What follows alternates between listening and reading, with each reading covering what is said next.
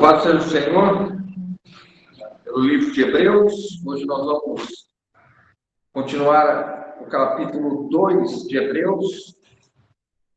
Vamos fazer a leitura dos versículos 13 a 18. Hebreus 2, 13 a 18. Vamos ler juntos, irmãos? E outra vez eu porei nele a minha confiança, e ainda, eis aqui estou eu, e os filhos que Deus me deu.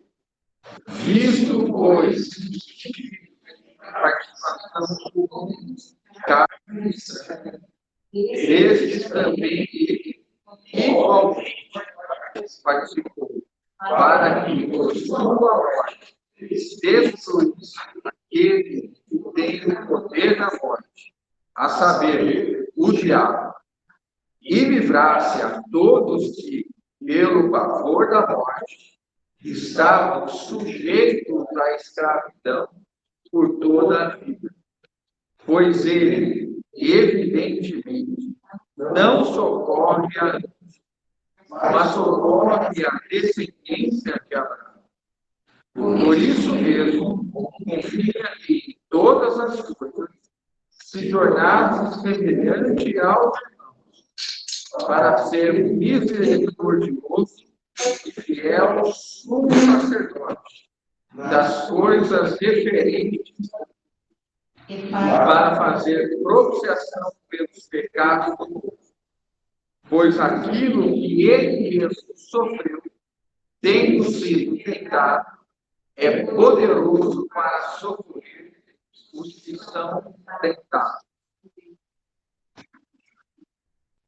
Senhor, mais uma vez nós nos colocamos diante de Ti, pedindo assistência do Teu Espírito Santo. Teu Espírito nos conduza nessa noite na compreensão da Tua Palavra. O Senhor nos conduza nesses versículos. O Senhor possa, por meio da Tua Palavra, nos alimentar, nos fortalecer, nos edificar em Ti. O Senhor sabe a necessidade de cada um de nós, pois o Senhor é este misericordioso sumo sacerdote que tem socorrido a Tua igreja há 2000 anos, tem nos sustentado, Senhor. Por isso, naquilo que for necessário, socorre-nos em todas as coisas. Amém. Em nome de Jesus. Amém. Irmão, nós, então, tivemos vendo até o versículo 12 na semana passada, e queria rapidamente com os irmãos lembrarmos deste capítulo 2, como que nós entramos nesse capítulo 2, e olharmos o primeiro versículo do capítulo, que diz: por essa razão, importa que nos apeguemos com mais firmeza às verdades ouvidas, para que delas jamais nos desviemos. E agora o versículo 3 diz assim: como escaparemos nós se negligenciarmos a tão grande salvação, a qual, tendo sido anunciada inicialmente pelo Senhor, foi-nos depois confirmada pelos que a ouviram. Então, nós estamos nesse capítulo, dentro desse tema que é um dos temas principais da carta aos Hebreus, a tão grande salvação. A tão grande salvação é o que norteia e que traz o autor fazendo cada ensino, cada novo assunto que o autor traz, e ele vai desenvolvendo aquilo que ele chamou de tão grande salvação. E o contexto do capítulo 2, ele, a partir do momento que ele fala dessa tão grande salvação, ele começa a mostrar o que é esta tão grande salvação. E rapidamente, o que nós já vimos nas reuniões anteriores, o termo tão grande salvação aqui, ele não somente faz uma referência ao novo nascimento, né, a nossa redenção, aquilo que nos já teria livrado da destruição eterna, da perdição eterna, Mas ele também traz a questão da santificação, que nós vimos especificamente na reunião passada, e também vimos na reunião passada a questão da glorificação.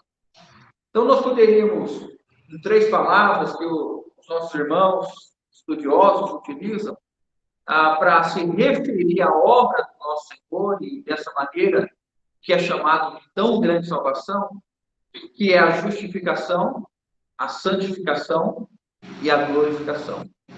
A justificação envolvendo desde a regeneração, o ato de nós crermos, experimentamos a redenção dos pecados, e aí nós temos um desenvolvimento para a santificação, que é o momento que nós vivemos. Aquilo que nos leva a sermos transformados e conformados à imagem de Cristo.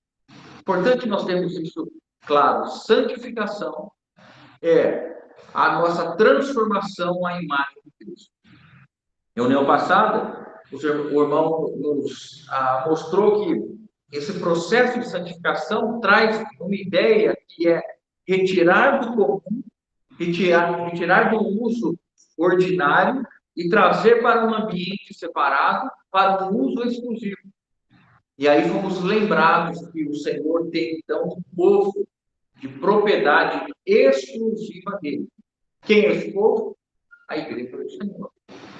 E vimos ainda na reunião passada que nós, que aprove, que agradou a Deus, que convinha a Deus levar muitos filhos à glória. E nos alegramos que não era somente uma questão de Jesus ser aquele que foi conduzido à glória, mas que esta obra de santificação visa nos levar a este mesmo estágio de glorificação em Cristo Jesus, que vai redundar, que vai terminar quando nós recebemos um novo corpo, um corpo incorruptível. E aí estaremos em glória eternamente com o Senhor. Então, justificação, santificação e glorificação. O que nós vivemos hoje? A santificação. Visando o quê? A glorificação. E aí nós temos, então, o versículo 12, nós terminamos a reunião passada falando a respeito disso. Uma expressão que muito nos alegrou, né? Que Jesus, ele se alegrava e não se envergonhava de chamar a nós, os regenerados, de seus irmãos. E que Jesus iria proclamar, o mundo conheceria o nome do Senhor por meio do seu servo Jesus e por meio da sua igreja. E o versículo 12 nos diz, né? A meus irmãos declararei o teu nome, cantar-te-ei louvores no meio da congregação. Aí o versículo 13, nós começamos aqui hoje. E outra vez, eu porei nele a minha confiança, e ainda eis aqui, estou eu e os filhos que Deus me deu. Essa é uma referência, né? Esse versículo 13 é uma referência de Isaías 8, versículos 17 e 18. Uma referência a Isaías 8, 17 e 18. Nós já aprendemos que o autor de Hebreus ele tem uma maneira de ensinar. Ele busca os versículos do Antigo Testamento e faz a interpretação ou faz a aplicação destes versículos à pessoa do Senhor, mostrando que o cumprimento do Antigo Testamento para esses versículos mencionados encontram-se em Cristo Jesus. E esse versículo 17, esse versículo 13, né, que foi trazido de Isaías 8, 17 e 18, Isaías está fazendo uma referência a ele e aos seguidores de Jeová num contexto de apostasia de Israel. Então, na primeira leitura, se nós estivéssemos lendo Isaías está dizendo assim, vou ler para os irmãos, Isaías 8, 17 e 18. Esperarei no Senhor, que esconde o seu rosto da casa de Jacó, e a ele aguardarei. Eis-me aqui, e os filhos que o Senhor me deu, para sinais e para maravilhas em Israel, da parte do Senhor dos Exércitos, que habita no monte Sião. Então, o nosso escritor, ele coloca esse versículo 13, fazendo uma referência a esse texto, e ele, então, mostra que Jesus, como homem na sua humanidade, ele está declarando a confiança em Deus Pai. Olha que coisa linda, irmão. Então, quando nós vemos aqui o 13, eu porei nele a minha confiança, quem é este que porá confiança? É Jesus. Eu porei nele a minha confiança. Jesus está dizendo, enquanto ele viveu na sua encarnação, na sua humanidade, ele confiava em alguém. Em quem ele confiava? Em Deus Pai. E aí, há um acréscimo. E ainda, Jesus dizendo, eis aqui estou eu e os filhos que Deus me deu. Veja, irmãos, como essa visão vai trazendo aquele ambiente doce, aquele ambiente familiar, aquele ambiente de cuidado. Jesus, então, agora se refere àqueles que o Pai me deu como os filhos do Pai. Eis aqui estou eu e os filhos que Deus me deu. E Jesus, então, reconhece que recebeu de Deus Pai os seus muitos irmãos, que acabam sendo, neste caso, os próprios filhos de Jesus. E Jesus assume, então, pela condição de ser Deus, esta responsabilidade de Pai, de cuidar dos seus. Por isso que Jesus disse que ele não havia perdido nenhum, exceto o filho da perdição, para que se cumprisse a Escritura. E tendo amado os seus, os amou até o fim. Então, nós vemos que, como que Jesus vivia, né? É importante a gente entender que nós estamos falando desse versículo, especialmente capítulo 2, em oposição ou em uma visão mais da humanidade de Jesus, né? O capítulo 1 mostrou muito a deidade de Jesus. Ele é o resplendor da sua glória. Ele é da mesma substância. Ele é feito da mesma essência. Né? Ele é aquele que está sentado à destra da majestade. Então, o capítulo 1 mostra muito da divindade. O capítulo 2 traz a humanidade. E como que Jesus viveu aqui na Terra, irmãos? Confiando plenamente em Deus. E Jesus foi alguém que viveu uma vida extremamente pressionado, atribulado, perseguido. O Senhor dificilmente encontrava tempo de paz, tempo de mistério. Dificilmente. Talvez algumas vezes na casa de Marta estava, alguns poucos momentos que ele mesmo pediu assim, olha, vamos descansar, ou seja, mostrando que ele vivia sempre em um estado de exaustão, de pressão constante. E como que ele suportou isso como homem? Como homem? Confiando em Deus. Confiando em Deus Pai. E ele não somente agora assume a responsabilidade de cuidar de quem? De cada um de nós. Ele está cuidando de quem hoje? De cada um dos irmãos. De cada um de nós. Nós somos cuidados pelo Senhor. Aí o versículo 14, inabilidade do nosso escritor, ele enfoca no versículo 3 a questão de filhos, e aí, de uma maneira habilidosa, ele entra e vai desenvolver a estrutura desses filhos. Do que são esses filhos? Ou qual é a natureza desses filhos? Vamos ler o versículo 14. Visto, pois, que os filhos têm participação comum de carne e sangue, destes também ele. Calma aí, vamos ler um pouquinho mais devagar aqui. Vamos respeitar as vírgulas, né? Vamos lá.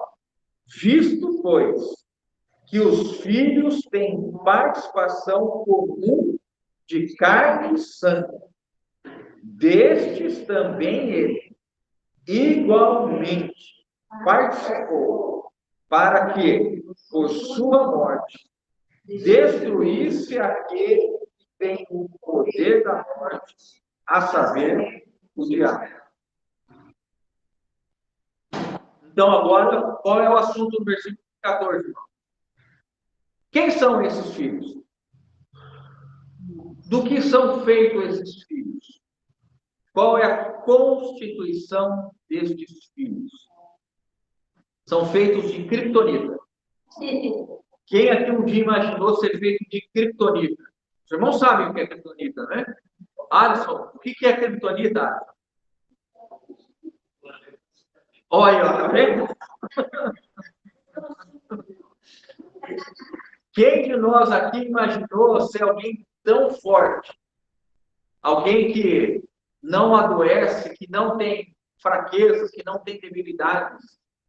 Mas, irmãos, se você apertar o seu braço, você vai ver que você não é feito de criptonita. Você é feito do quê? Carne e sangue. Então, o autor agora vai mostrar em que cenário Jesus, como homem, viveu. Nós estamos descendo da glória, né? Nós estamos vivendo aquele momento de Filipenses que ele deixou a sua glória assumindo a forma de servo. E ele então se faz semelhante aos seus irmãos. Visto, pois, que os filhos têm participação comum de carne e sangue, então nós somos estes, feitos de carne e sangue. Destes também ele igualmente participou. Aqui é um ensino belíssimo das Escrituras, irmãos, mostrando qual é o empenho da obra salvífica de Jesus. O que significa a redenção da humanidade? Qual é o preço que foi pago? O que foi vivido e experienciado pelo nosso Senhor? Ele assumiu participar da mesma constituição daqueles que seriam o alvo da sua salvação. Ele não se distanciou, ele não considerou demais a sua glória, a sua divindade. Ele não considerou extremamente prazeroso ser glorificado, exaltado pelos anjos de dia e de noite, mas ele assumiu que valia a pena se revestir de carne e sangue como nós, para poder experimentar e realizar uma obra de salvação no ápice da sua criação. Aqueles que foram feitos segundo a sua imagem e semelhança, que deveriam encher a terra da imagem do nosso Senhor, uma vez se alimentando da árvore da vida, este homem agora estaria apto a reproduzir a imagem do nosso Senhor. E assim seria o ápice único da criação. E já havia experimentado uma primeira rebelião do arcanjo, o sinete da perfeição. Aquele que simbolizava o que havia de mais perfeito na criação se rebelou. E com ele, anjos vieram em estado de desobediência e rebelião. Neste cenário de queda, Deus cria uma nova criatura, agora segundo a sua imagem, conforme a sua semelhança, para que então exercesse uma autoridade em toda a terra. E ele foi presenteado em um lugar chamado Éden, lugar de prazeres, de delícias. E ele poderia comer de todas as árvores. E a beleza daquele lugar deveria ser algo extraordinário. Enchia os olhos de Adão. Irmãos, se hoje, com a terra já debaixo da condenação e queda, nós vemos lugares belíssimos, imaginem o Éden. O que não era o Éden, não é? e aquelas árvores poderiam ser aproveitadas e alimentar o homem de todas as maneiras, mas ele somente não poderia comer de uma única árvore, a árvore do conhecimento do bem e do mal. Então a serpente, mais sagaz do que todos os seres criados, seduz Eva, esta come do fruto, e Adão então também come do fruto. Neste momento se instala no homem o quê? É certo, se comerdes desta árvore, morrereis. E aí, Satanás diz, não vai morrer. Pode comer que não dá problema nenhum. E nós então sabemos que por meio de um só homem entrou o quê? O pecado na humanidade. E por meio disso veio a morte. Porque todos pecaram. E agora nós carecemos do quê? Da glória de Deus. Que é o objetivo final da obra salvífica, a grande salvação, vai nos conduzir à glória que foi perdida no Éden. Porque comendo da árvore da vida, sem pecado, o homem teria a imagem de Cristo e estaria, então, manifestando a glória. O pecado rouba isso da humanidade e agora, em Cristo, nós temos acesso à condição de sermos glorificados em Cristo Jesus. Cristo em vós, a esperança da glória. Significa, irmãos, que esse processo de santificação que nós estamos vivendo, ele está num alto ritmo para nos conduzir à glória em Cristo Jesus. Mas, por conta do pecado, o homem caído, Cristo se encarnou e assume essa condição. Chorou. Jesus, nos braços de Maria, chorava. Tinha necessidade de mamar. Maria ficava acordada à noite, enquanto José dormia, um sono profundo, gostoso, e Maria balangando Jesus de um lado para o outro, dorme Jesus, para que Jesus pudesse dormir. E quando Jesus tinha fome, o que ele fazia, irmãos? Berrava como todo bom nenê faz, berrando de fome. Jesus teve cólica, ou não? Alguém aqui de nós nunca teve cólica na vida? Jesus, quando criança, teve cólica e Maria fazia aquela massagem quentinha na barriga, colocava ele de ponta cabeça lá e fazia aquelas coisas em Jesus. José brincava com ele, não sei do que eles brincavam. Não sei se José fazia carrinho para Jesus e montava ali caminhãozinho, talvez caminhão na época, mas uma bela de uma charrete, né? Lança, e sei lá o quê. Mas ele assumiu a forma de carne e sangue. Jesus tinha frio, irmãos. Jesus sentia calor, tinha medo, angústia. Ou não? Carne e sangue passam por isso? E por que a gente reluta dizer que Jesus não passou por isso? Jesus, ele experimentou, se revestiu de carne e sangue, é o que o versículo diz. Igualmente participou para que por sua morte destruísse aquele que tem o poder da morte, saber, o diabo. O que nós vemos aqui? Que essa questão da encarnação tinha um objetivo, e o versículo 14 está nos olhando e nos levando a isso. Como o pecado, quando entrou na humanidade, trouxe a morte, Jesus também, revestido de carne e sangue, deveria igualmente experimentar a morte. Para que ele pudesse ir em tudo, irmãos, socorrer a cada um de nós. Mas a morte de Jesus aí tem um elemento distintivo do nosso, porque ele não tem pecado. Então, quando ele desceu à morte, a morte não tinha como reter. talvez 3 dias examinando para ver se tinha alguma questão pecaminosa para que pudesse Jesus ser retido. E não havia nada que pudesse detê-lo na morte.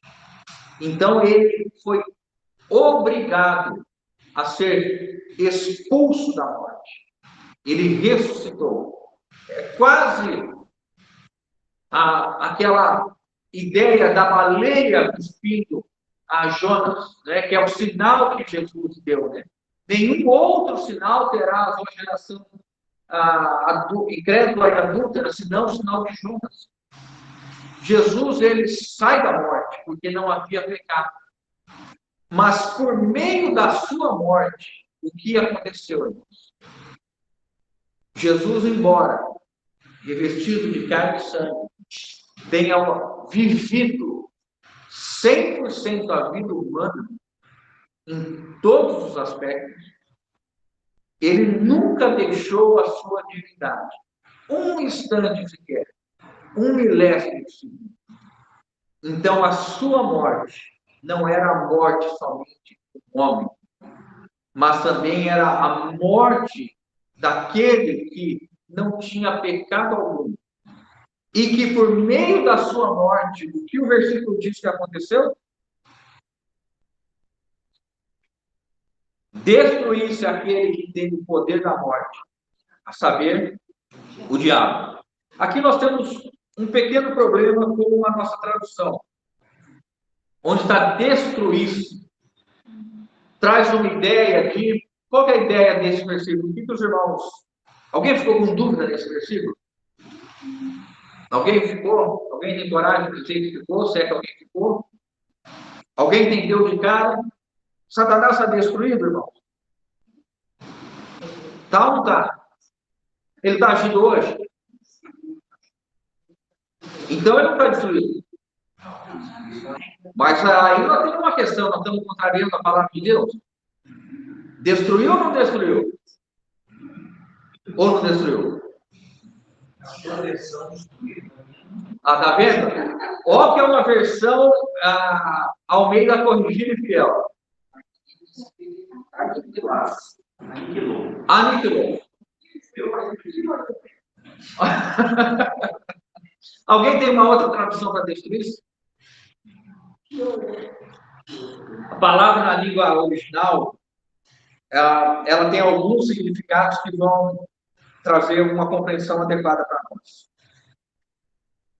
Tornar indolente, desempregado, inativo, inoperante, fazer uma pessoa ou coisa não ter mais eficiência. Isso não é tradução do dicionário para a nossa língua portuguesa.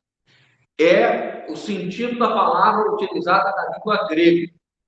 Então, quando que essa palavra é utilizada? Para dizer que alguém está desempregado, alguém está inativo, alguém está inoperante. Privar de força, de influência, de poder. Quando alguém não tem mais força, não tem mais influência, não tem mais poder. Então, a compreensão adequada não é que Satanás foi extinto, que Satanás ele foi destruído do carro, como se desaparecesse. Mas é que ele perdeu a influência, o poder, e ele perdeu a capacidade de agir, a capacidade de ter eficiência em trazer a morte para o homem. Por quê? E dessa maneira, conduzir o homem, como a gente vai ver nos versículos seguintes, com o pavor da morte. Por que isso, irmãos? Quando na cruz Jesus desempregou, tornou inativo o diabo, está dizendo que, como a desobediência de Adão e Eva, induzidos por Satanás, trouxe o pecado para a humanidade, a humanidade passou a experimentar este pecado pela ação do diabo. E qual é o salário do pecado? A morte. Quando alguém, então, passa a ter o pecado e passa agora a estar sob o operar da morte, dia após dia, é a essa atividade decorrente de Gênesis que o versículo, que o autor de Hebreus está dizendo. Então, quando fala assim, aquele que tem o poder da morte, não significa que Satanás pode matar alguém, como se Deus tivesse excluído dessa ação. Mas tão somente significa que, como ele introduziu a desobediência, e por meio da desobediência, o homem pecou, e o resultado do pecado é a morte, desde então, a morte tem operado na humanidade por conta dessa ação primeira de Satanás. Mas com a morte de Cristo, ele não pode mais operar assim. Por que não? Porque a morte de Jesus Cristo nos deu o quê? A vida eterna. Eu sou a ressurreição e a vida. Quem crê em mim, ainda que morra, viverá. Então, nós cristãos não estamos mais debaixo da ação da morte eterna. Por quê? Porque o que atua em nós hoje é a vida eterna. Vamos ver alguns versículos, irmãos, para nós falarmos a respeito disso? O versículo de João, capítulo 12, 31. João 12, 31, diz assim, quando Jesus estava para ser crucificado. Chegou o momento de ser julgado neste mundo. E agora o seu príncipe será expulso. Vejam que João diz que com a morte de Jesus, Satanás seria expulso. O autor de Hebreus usa a palavra, na nossa tradução está dizendo destruir-se, né? Mas outras traduções, não está falando aniquilado, mas a ideia é que Satanás ficaria inoperante, Satanás ficaria ineficaz, porque agora ele estaria expulso. E todo aquele que viesse a crer em Jesus teria uma regeneração. E nessa regeneração, ele não é gerado da carne e do sangue. A carne, nada. O que é nascido da carne é carne. O que é nascido do Espírito é Espírito. Ou o que é nascido do alto é Espírito, né? Ou seja, irmãos, o novo nascimento não nos faz nascer da carne e do sangue, onde opera a ação do pecado. Mas aqueles que são nascidos do Espírito, nascem do Espírito e vivem eternamente. Qual a influência que a morte tem sobre nós? Nenhuma.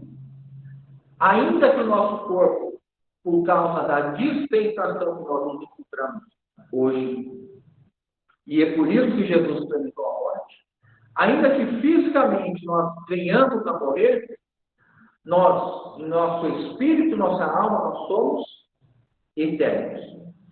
E jamais morreremos. É por isso que há esse desemprego do diabo. Ele não consegue mais atuar nos filhos do Altíssimo, nos irmãos de Jesus. Então, João diz, né? O príncipe será expulso. É a mesma ideia do autor de Hebreus. Ele está sendo afastado, desempregado. Ele vai se tornar inoperante. Romanos 5,12 diz assim: portanto, assim como por um só homem entrou o pecado no mundo, e pelo pecado a morte, assim também a morte passou para todos nós, porque todos pecaram. Isso está claro, meus irmãos? É nesse sentido que, então, esse versículo 14 está falando. Para que por meio da morte de Jesus destruísse o diabo. É isso que está sendo feito. Tornar a ação do diabo ineficiente. Isso vai ficar mais claro agora em 1 João 3,8. Diz assim: aquele que pratica o pecado, João 3,8. Aquele que pratica o pecado procede do diabo, porque o diabo vive pecando desde o princípio.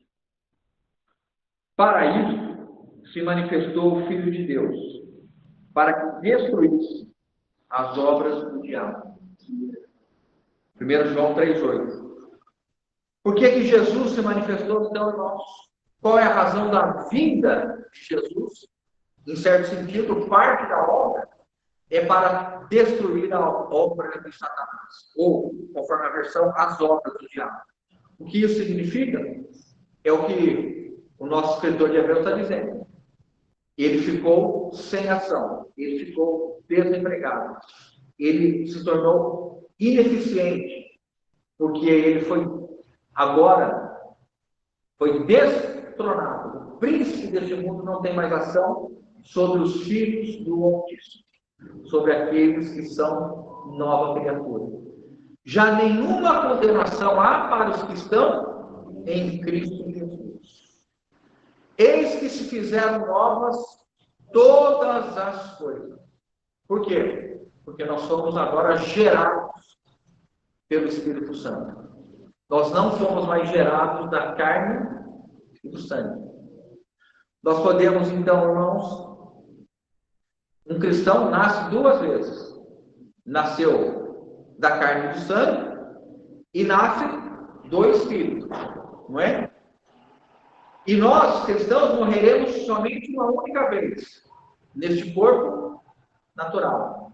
Mas estaremos eternamente com o Senhor, por meio da ressurreição que vai operar em nós, se Cristo não vier enquanto nosso corpo, ou enquanto nós estivermos revestidos deste tabernáculo. Se o nosso tabernáculo se desfizer, nós temos um edifício, não feito por mãos humanas, eterno nos céus. Isso nos garante, então, a eternidade. É disso que Hebreus 2,14 está falando. Irmãos, entenderam essa questão? Então, é importante conhecer essa obra de Jesus e entender a ação do Senhor. Quando fala que, por meio da sua morte, ele destruiu o diabo. Né? O que ele fez, na verdade, foi tornar a ação do diabo ineficiente em nossa vida. Porque agora nós somos eternos. Somos eternos ou não, irmãos? Olha o que diz aqui, 2 Coríntios 5, 21. 2 Coríntios 5, 21. Aquele que não conheceu o pecado, ele o fez pecado por nós, para que nele fôssemos feitos justiça de Deus. Então, nós estamos vendo a importância de Jesus assumir a carne e o sangue. Assumindo a carne e o sangue, a sua obra trouxe para aqueles que vieram a crer em Jesus uma condição de serem justificados. Jesus assume, como diz o versículo, ele se fez pecado por nós. Jesus foi à cruz pelos seus pecados? Não. Jesus não tinha pecado nenhum. Ele foi pelos pecados de quem? De todos que estão nessa sala. Não somente de nós que estamos na sala, mas de toda a humanidade. Mas somente aqueles que creem em Jesus recebem o perdão dos pecados, a remissão, a habitação do Espírito Santo, são regenerados e estão justificados. Uma vez justificados, agora estão no processo de santificação para a glorificação.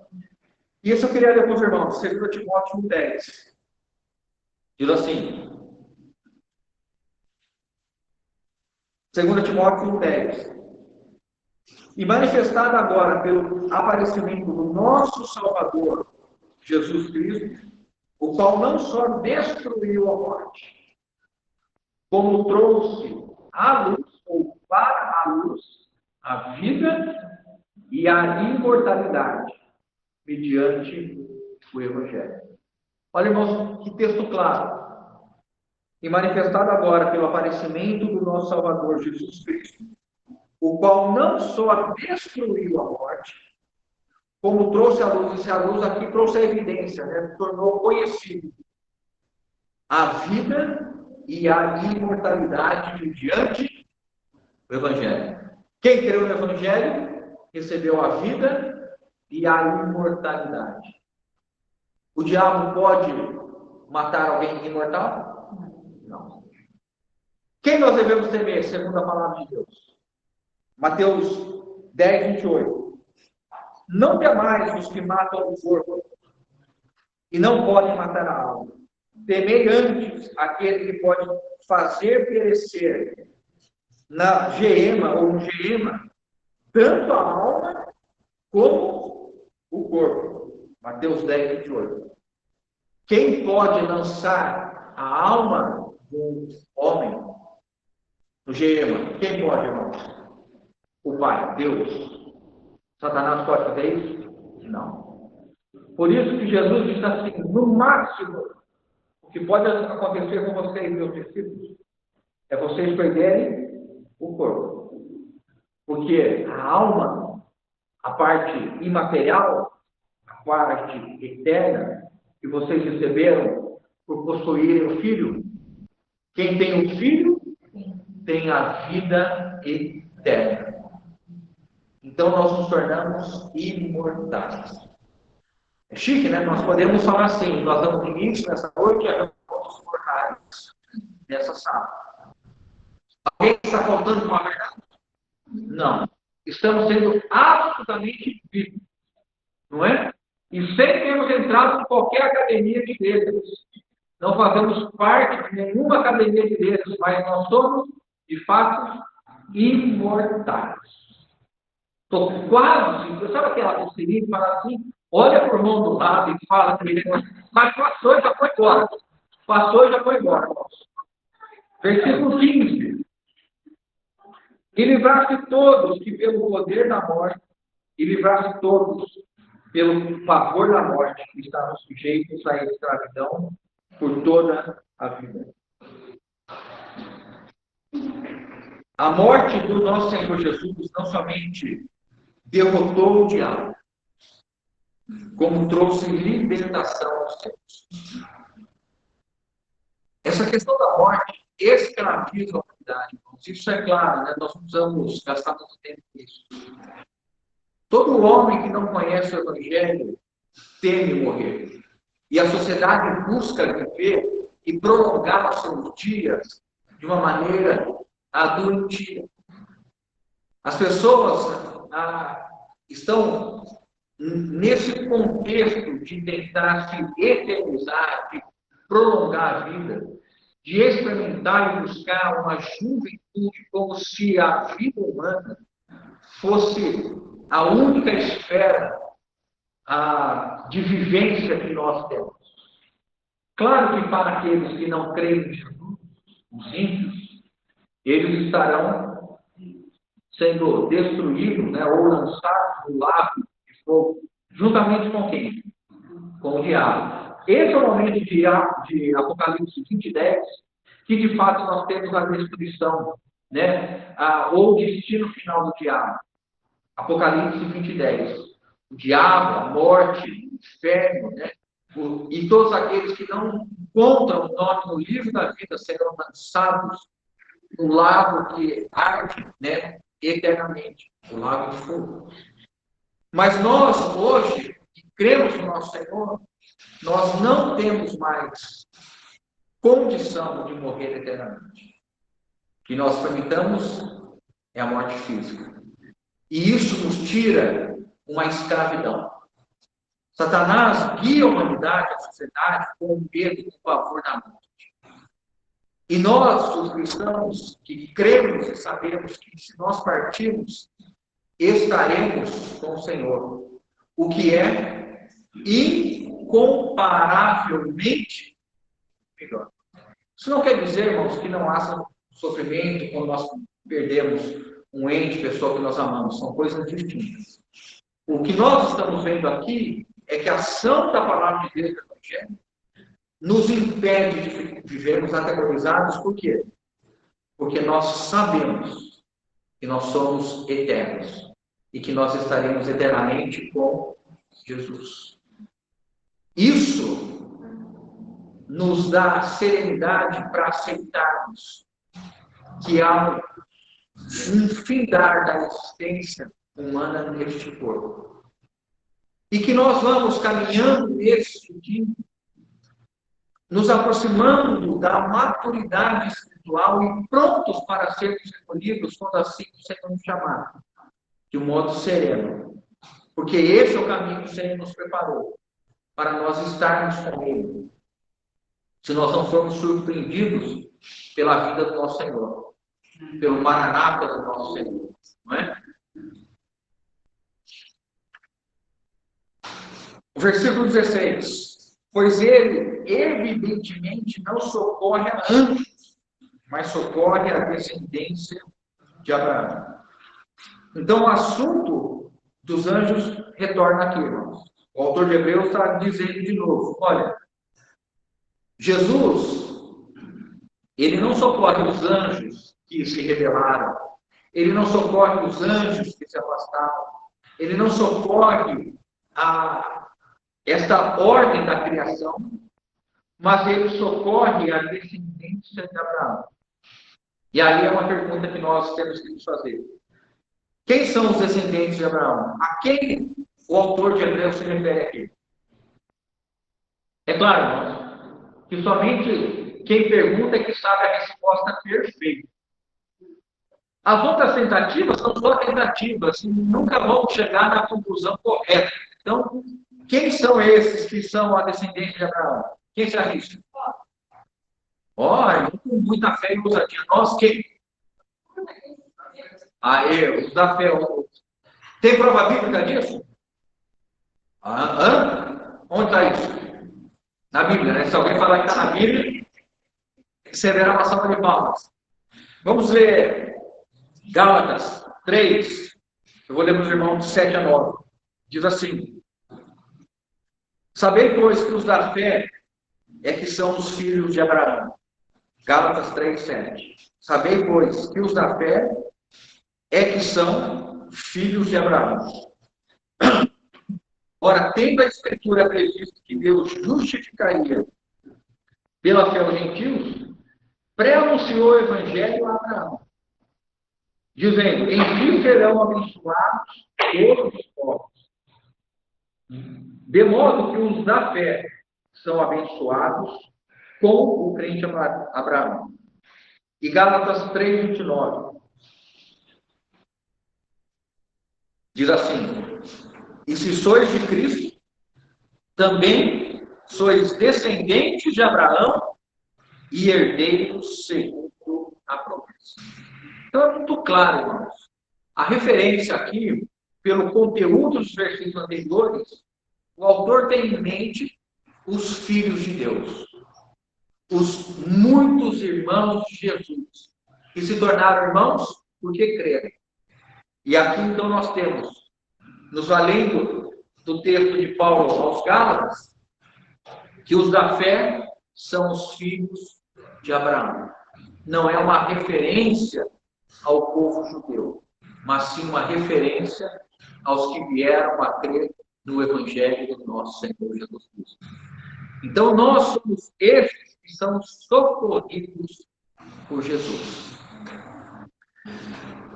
Se alguém quiser anotar, a palavra socorrer tem também um sentido muito profundo, porque significa pegar em adição, acrescentar, agarrar, tomar posse de, alcançar. O que significa então que Jesus socorre a descendência de Abraão? Que Jesus voluntariamente se lança em nossa direção para nos agarrar, para trazer junto dele. De modo que a figura do Pai em direção ao Filho pródigo retrata este socorrer. Irmãos, na nossa história, quando nós ouvimos o Evangelho, um dia, sem perceber, alguém te adicionou aos seus braços. Jesus te buscou e trouxe para os seus braços a cada um dos irmãos.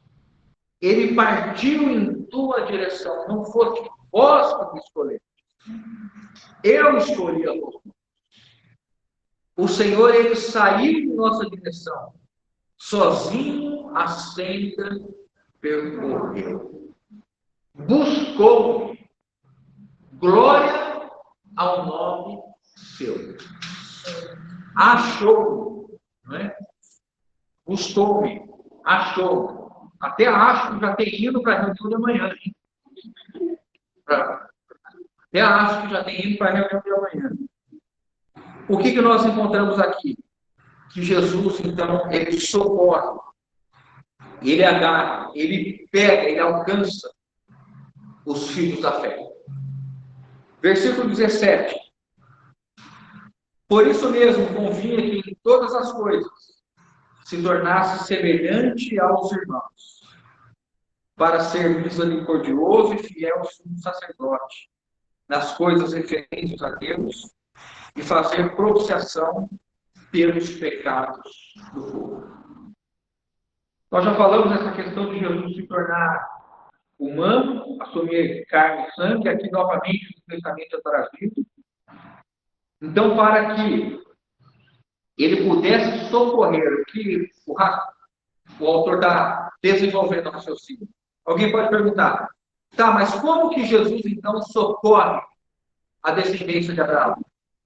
A resposta é, por isso, convinha que em todas as coisas se tornasse semelhante aos irmãos.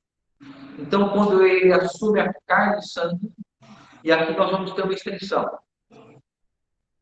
O que Jesus, então, se tornou semelhante? A que Jesus se tornou semelhante? Especialmente, irmãos, especialmente, a caminhada para a obediência e cumprimento da vontade do Pai. Porque essa é a razão da carreira cristã. Nós obedecermos ao Senhor, cumprirmos a sua vontade, e assim nós seremos, então, glorificados. Quer comais, quer bebais, fazer tudo para a glória do Senhor. Não é isso? Ou seja, a nossa vida é para glorificar o Senhor. Então, Jesus, para nos socorrer aonde? Na carreira. Na santificação, visando a glorificação. Para que ele pudesse, então, ser capaz de nos socorrer na carreira, ele experimentou a mesma carreira e se sujeitou aos mesmos desafios. Por isso que ele experimentou. A sua família cria que Jesus era o Messias, o Filho de Deus. Os irmãos lembram no Evangelho de João que ele foi satirizado pelos seus irmãos, dizendo: olha, você não é aquele escolhido, aproveita a festa e vai para que você seja tomado e seja declarado como Messias. Jesus experimentou o escárnio, o desprezo da família. E nós, muitas vezes, na nossa conversão, experimentamos isso. Experimentamos a falta de compreensão dos nossos familiares. Quantas vezes, por assumir uma posição de viver pelo Evangelho, nós fomos, então, às vezes até escanteados, né? Desprezados. O fanático chegou, o pastor chegou, passou por isso na escola, no trabalho, não é isso? Os discípulos, os seguidores de Jesus abandonaram. Os discípulos do Senhor, em João, quando ele fala assim, quem não comer a minha carne, não beber o meu sangue, não poderá estar comigo, ou ter parte comigo. E aí o que o texto diz? Que muitos o deixavam, se escandalizavam. Porque, irmãos, porque Jesus estava para viver a vontade do Pai. Então, ser abandonado, ser satirizado, desprezado. Os discípulos, muitos discípulos abandonaram o Senhor. Ele foi traído. Seu discípulo o traiu. Traiu ou não traiu? Nós podemos experimentar traição na carreira cristã. E Jesus tem condição de nos socorrer quando nós somos traídos. Jesus sabe o que é traição. Jesus sabe o que é ser negado. Seu discípulo mais íntimo negou, praguejou, irmãos. A versão de Lucas diz que ele praguejou. Quando pela terceira vez, você era um que estava com ele. Ele praguejou. E Jesus experimentou o que é ser negado. Na carreira cristã, inúmeras vezes nós podemos passar por isso. Alguém que estava tão próximo, tão íntimo, de repente vira as costas para nós e nos abandona. E até mesmo prefere esquecer que um dia nos conheceu. Por isso que, de certa maneira, irmãos, entendam aqui que eu ouço. De certa maneira, todo cristão tem uma medida de solidão na vida. Todo servo, serva de Deus, de certa maneira, vai caminhar um tempo em solidão. E nós teremos que viver e experimentar isso, porque faz parte do processo de santificação que nós alcancemos pela maturidade a capacidade de perdoar aqueles que no meio do caminho nos negam, rejeitam, zombam. E quando Jesus, na sua maturidade, cruza o olhar com Pedro quando o galo canta, e o olhar de Jesus era um olhar de ternura, de acolhimento, Pedro vai às lágrimas e não suporta a situação. Isso deve acontecer conosco, para que no nosso caminhar nós sejamos capazes de socorrer aqueles que eventualmente venham a nos trair. E a traição só ocorre com os que estão próximos, com aqueles que há uma afeição, uma relação de intimidade. Ser abandonado por alguém que você não nutre qualquer tipo de relação não tem peso. Mas ser abandonado por alguém que um dia diz que te ama e que fala assim, estarei com você em todos os momentos, em todos os lugares, até mesmo se for necessário dar a minha vida. E quando na nossa caminhada, se nós viermos a passar por isso, nós teremos a maturidade do nosso Senhor, de ter um olhar terno de acolhimento para aqueles que viraram as costas para nós no momento que nós mais precisamos. Faltará-nos 3 irmãos fiéis para orar conosco durante uma noite inteira de aflição, alcançados pelo sono. E nós continuaremos amando esses irmãos em suas fragilidades e debilidades, porque não alcançaram uma estatura de maturidade que eventualmente nós venhamos a ter. Então, esse socorrer do nosso Senhor é para dizer que não importa o estágio, o momento da vida cristã que nós estamos vivendo, Ele está conosco, abraçado. E não vai te largar em situação nenhuma, porque Ele se comprometeu a te levar até o final. E estando uma vez na mão direita do nosso Senhor, não há ninguém que possa nos tirar de lá. Nós somos dados ao nosso Senhor. E Ele não nos lança fora. Por isso que no versículo 18, ele diz o seguinte: por isso, naquilo que Ele mesmo sofreu, tendo sido tentado, é poderoso para socorrer os que são tentados.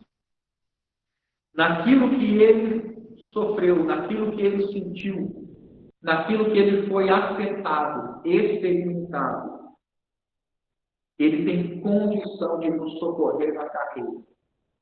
Então, é importante nós reduzirmos um pouco essa questão desses versículos 17 e 18 a um sofrimento e tentações referentes à carreira do nosso Senhor, e em especial naquilo que diz respeito ao que Jesus experimentou para sustentar os discípulos, para manter um grupo de 11, depois acrescentado com Matias, e aí o grupo cresce e chega a 120, mas o Senhor precisava experimentar dividindo com seus irmãos carne e sangue, para que pudesse sofrer a carreira com eles, para que estes homens, enfim, maduros e tendo compreendido a razão do seu chamado, na partida do seu Senhor, pudessem agora assumir a responsabilidade de difundir o Evangelho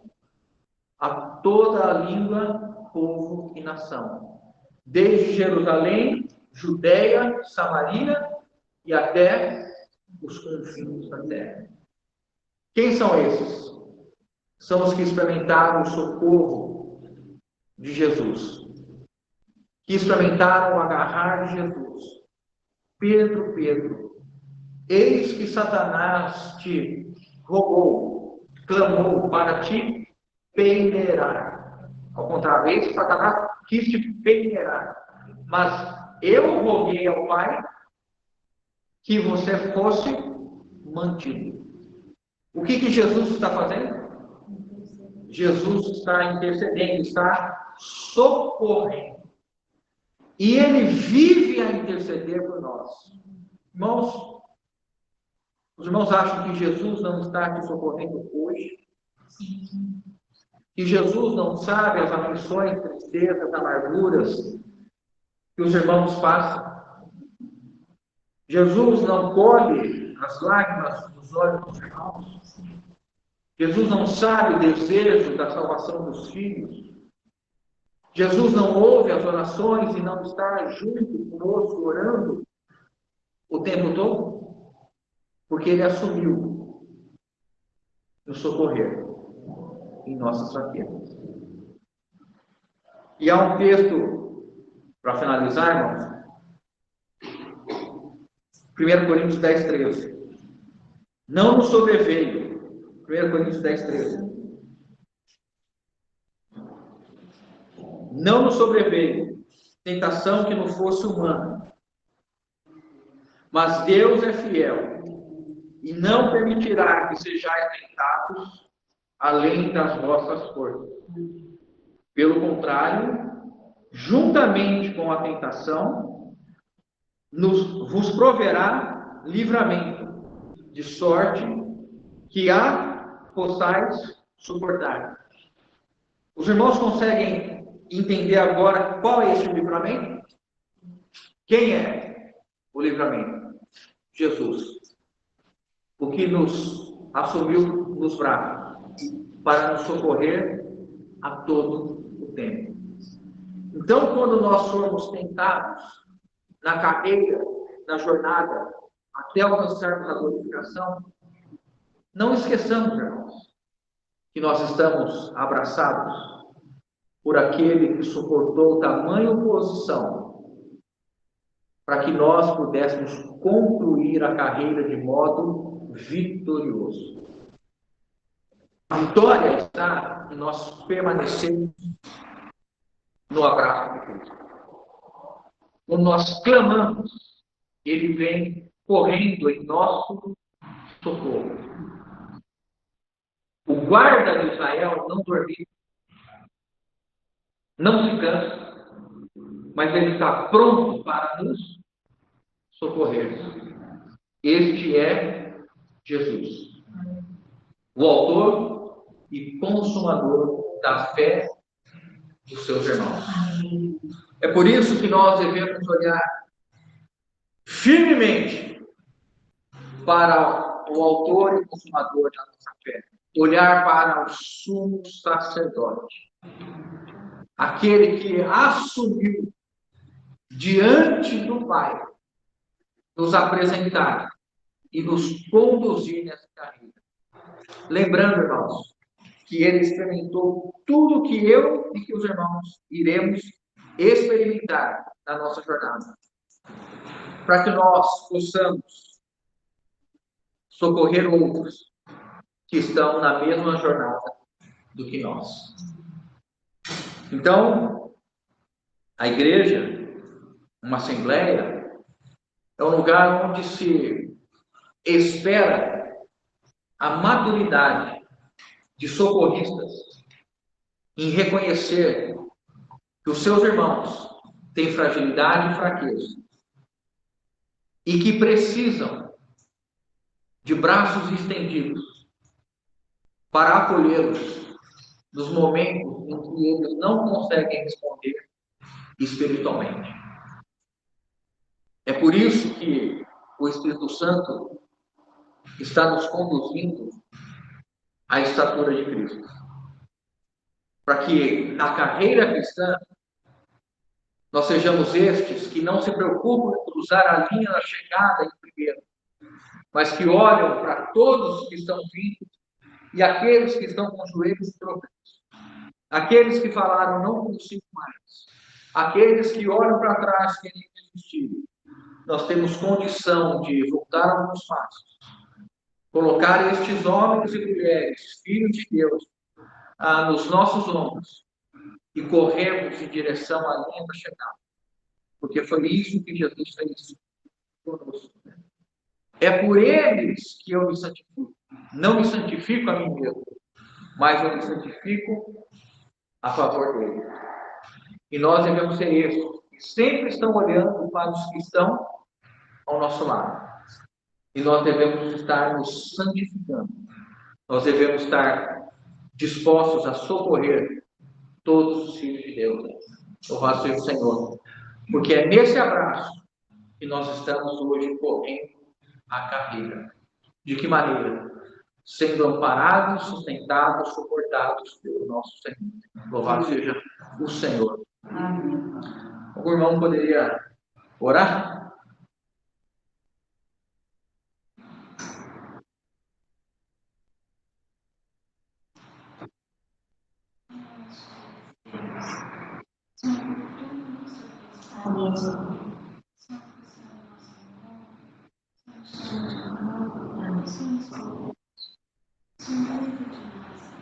Amém. Todas as coisas